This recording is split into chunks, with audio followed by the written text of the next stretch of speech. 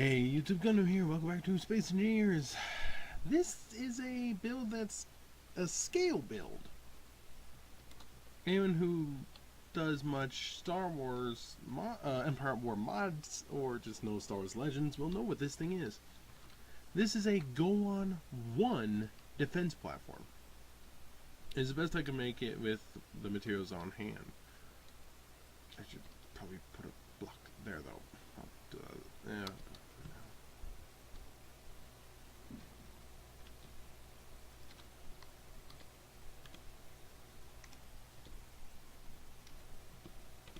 Okay. Leave it to me. Now this is a scale build. I can build this to scale with all the other things, however, I want this to be to scale to my Golan 2, 3, and 4. Now why? Well, this is an Imperial Star Destroyer, and as far as I know, these things are to scale, okay? So, yeah, the Golan 1 wasn't meant to take on Imperial Star Destroyers. It came out in before the Clone Wars, actually. So, yeah.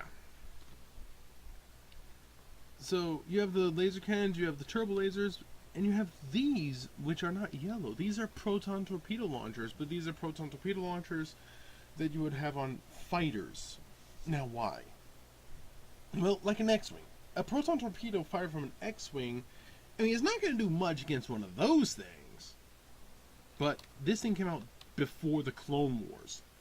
The Venator, the Acclimator, the Providence didn't exist. You know, those big ships, they didn't exist. And the Lucrehulks barely existed. They weren't warships, they were transports for the most part. So the big ships were Dreadnought heavy cruisers, which were smaller than the Golan. And they were controlled by the New Republic, the Old Republic, excuse me. So, it wasn't going to be much. So, looking at this thing, going on the top, we have a handful of turbo lasers with some laser cannons. We have a lot of turbo lasers and laser cannons on this side here. On the end, we have several laser cannons, turbo lasers, and a few torpedo launchers. Actually, these are all the torpedo launchers, the ones on this side and the other side. And then on the bottom, there's some turbo lasers and laser cannons. In total, right, it's just double checking my math. In total, there are 22 laser cannons. Now, these are going to be basically the same as the Venator, so they're meant to kill fighters, and that's about it. They can hurt something like the Millennium Falcon or the Ghost if they hit it a bunch. 22 laser cannons, 28 turbo lasers, and 8 fighter-typed proton torpedo launchers. Now this thing is actually survival ready, as I do with a lot of the builds that aren't ridiculously big. So this is what we have. The hangar is a double decker. The actual one, this would be the only hangar and that's it. And I am going to make a 2 scale one to everything else, which you remember how big the Nebulon is. In fact, that thing is about the same size as my scaled Nebulon. But in reality, a Nebulon would be able to easily fit in this area underneath. Okay? It'll be able to fit in that. So let's take a look at this thing, starting from the bottom. You have two, well, okay, I'm just going to go up and down between them. You have the two preps areas. This one's really just for bringing in ships and then taking them in for repair, refueling, or launching immediate. This area, you can have them to launch and resupply. Nice flashing lights, which is nice, obviously. Including inside the hangar. I'm gonna turn those off. Now, this is what you have. Hit button 1, and all the hangars will open. Now, because of the force field, the oxygen stays in. But there is no oxygen. I could easily, in fact, I should probably do that. And I also forgotten to put in some lights, so I've attached a few lights here and there. So yeah, now like I said, this thing is survival ready. It does use non-vanilla, obviously, but you have some oxygen farms here, and the only thing inside of this is a conveyor system to go down so you can have some big ship dock there or on the sides here, or up there. You know, you can have a few ships docking on the outside for resupplying purposes. And you have the antenna. No docks there. The only other docks are inside. So let's take a look inside. I did forget the interior turrets that were here and some of the vents. I put in the vents. Put in those turrets. I'm going to close the doors. So you have 4 turrets in both the upper and the lower. And you have sunken into the floor 6 here. In the ceiling, you have a total of 6. Yeah, those are pushed back by 1 because of reasons. And on the sides, you have 3 each.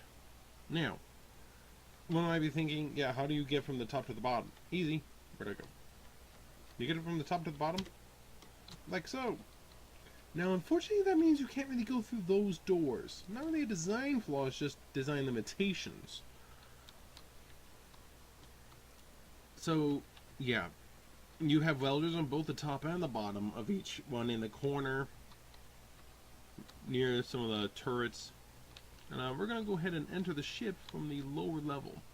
A nice little airlock here with no weapons. And then you run into the weapons. Hello. So you open that door there, you're dead. Okay? If you're a bad guy. Now, this work is a little interesting. Go up here. You have the crew area, which has a little window. Here, this window from out there.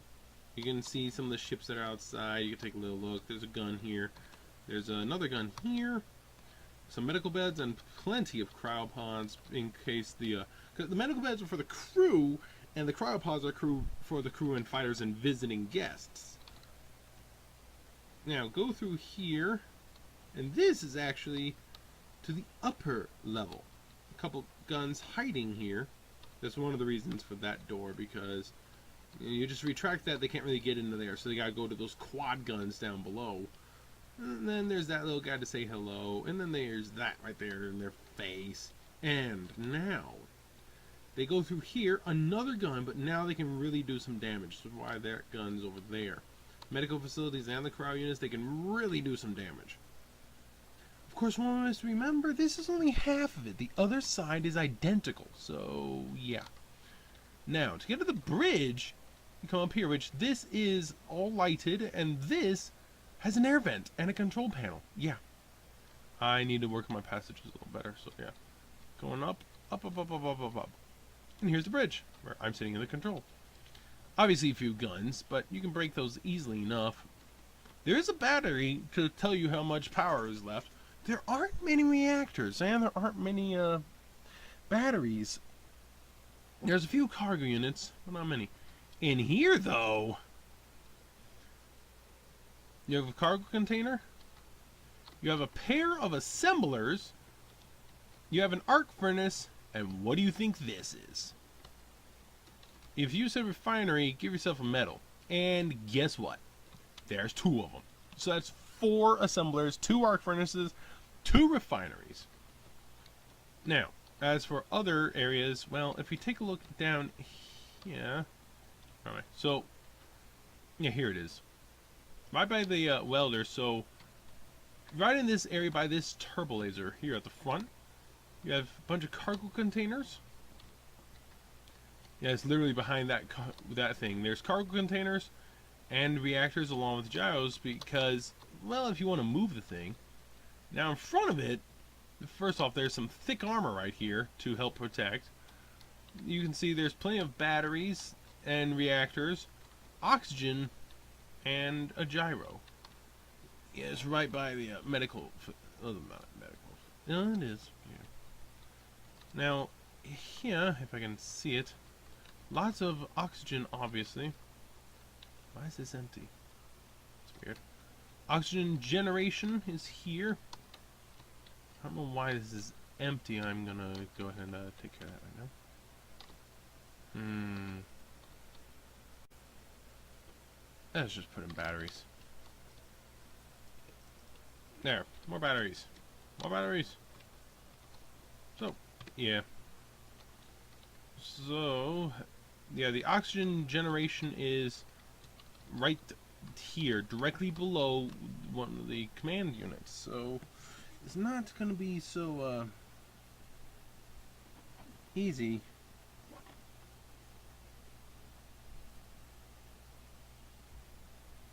So, if you want to take on the Golan, you're going to need some good number of heavy frigates, or you're going to need a big cruiser like that thing. That thing could easily take it on. Well, maybe not the one, but the Imperial 2 with the octuplets that thing has could probably easily take on. In fact, maybe it could take on a Golan 2. Not sure. However, the Golans have a lot of fighters. In fact, that thing seems like it has a big bay, but this thing has a really big bay. So,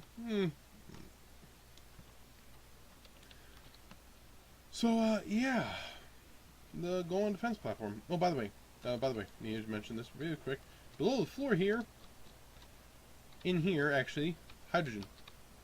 2 hydrogen tanks. So if you want to cause an explosion, you hit there and there. Also here, shields.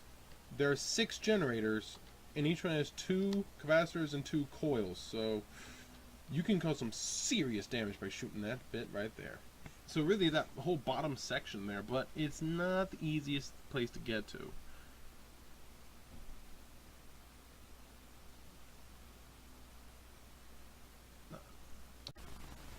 Sorry, whoop. I was texting someone. So, yeah, I mean, it's timing. So, yes, the Golan 1 defense platform. The 2 and the 3 will come later, and I'll try to leave that there. I might have to move that thing down. The line here, by the way, is to try to measure the front, but it's not quite perfect. Obviously, I can move the star short back. But from the top view, it's pretty obvious, you know. That thing is way bigger. However, a Golan 2 is actually bigger than that. That is the reason why. If you remember the Paul Tech, the hull of that is going to be the size, scale-wise, of my other vessels that are in this EAW series. And the Golan 2 is bigger than that thing. So you remember the hull of that, that means the Golan 2 will be enormous, and the Golan 3 is even bigger. I'm going to include a picture about just how big they are, alright? Catch you later.